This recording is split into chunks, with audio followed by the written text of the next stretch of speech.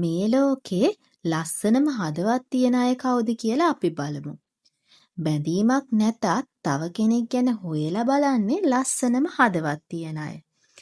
ඒ වගේම ලස්සනම හදවත් තියන අය වාසියක් නැතත් අනුන්ට උදව් කරනවා.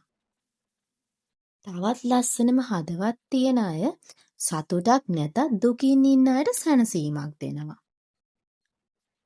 තව හදවත් ලස්සන අය යාළුකමක් නැතත් අවශ්‍ය තැන්වලදී ළඟින් ඉන්නවා. මේ විදිහට ලස්සනම හදවතක් තියෙන යාළුවෙක් ඔයාගේ ෆ්‍රෙන්ඩ් ලිස්ට් එකේ ඉන්නවනම් එයාව මෙන්ෂන් කරන්න. හැබැයි ඔයාගේ ෆ්‍රෙන්ඩ් ලිස්ට් එකේ ඉන්න ලස්සනම හදවතක් නැති යාළුවව මෙන්ෂන් කරනව නෙමෙයි. ඒ වගේම මේ වීඩියෝ එක බලන ඔයාටත් ලස්සන හදවතක් තියෙනවා නම් ලයික් කරන්න, ෂෙයා කරන්න අමතක කරන්න එපා.